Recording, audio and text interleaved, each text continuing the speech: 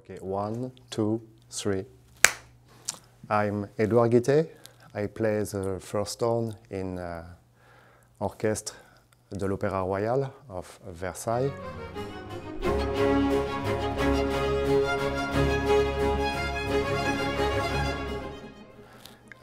Actually, I was born in Versailles. It's really a joy, you know, to be back at home. I started to play horn when I was 9 years old. I make my study first in Versailles, then in Paris, and I finish them in Switzerland. Horn player, to play Baroque music is really exciting because it's a totally different process. Because as you see, this instrument has no palette, nothing at all, and most of the repertoire in Baroque and classical music was designed for this instrument, actually. That you see was palette, you know, appear really late in music, at the end of Schumann and beginning of Wagner music. So it means that when you play this instrument, you have the feeling that you're really going to the source of the instrument, and the sound is really different, absolutely not homogeneous like the modern horn, because you have some notes that you mute, some notes that you open. The instrument is kind of smaller, and you have a palette of sound with much more, for me, interesting than on the modern horn, or because in general in modern brass everything tends to be completely homogeneous. It sounds all the same.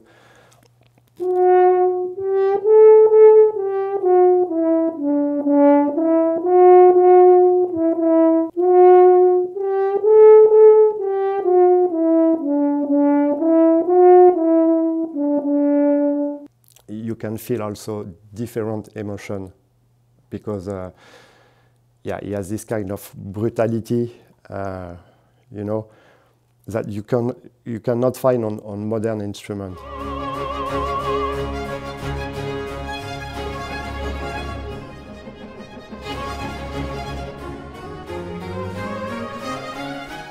What I like is that, like Bach, Mozart, Beethoven wrote for this instrument, not the instrument that we know nowadays. And a lot of times, suddenly, what is written makes sense. You say, ah, okay, it was perfectly designed for this one, you know. Especially the notes that are mute, you know, who doesn't exist on modern facture. Even if it's really tricky instrument, really difficult to play, and I find it's a really exciting challenge. This instrument is like the human voice, you know, especially on this one, because you don't play with your hand. Everything you do is vocal. You sing on the wind, you sing in the instrument, and it's what I find like really exciting, really exciting.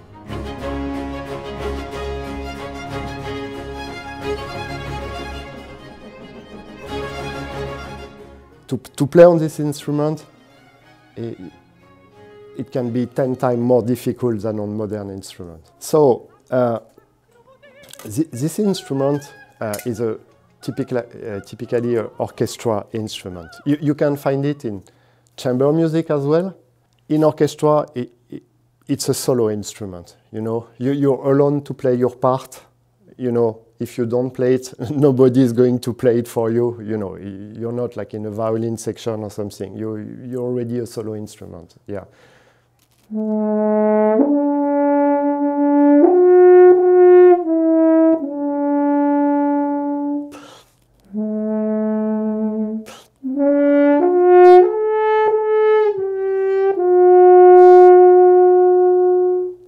For example, is one solo that the horn play in the clarinette concerto of Mozart. Let's be honest, it's a bit of stress, you know, like because it's a huge responsibility. But to fight this stress and get the best of yourself and the best feeling, you relate on your colleague, you know?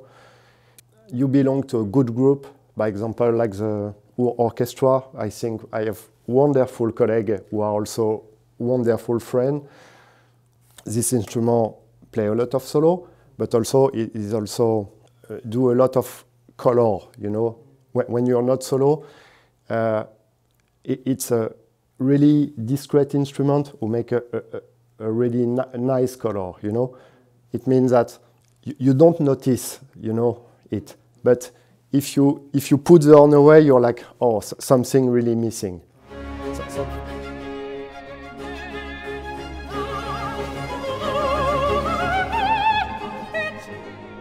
Some people say that is the art of the orchestra, you know. It's a really soft sound that color other part. By example, it can color the cello, color the viola a little bit. I can speak about one aria. By example, I was playing with Samuel Marino.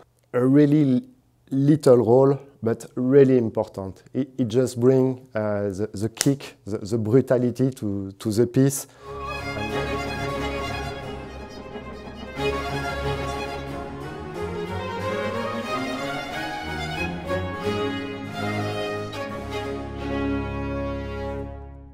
You could think, oh, it's not that important, but it makes a lot of character of this aria.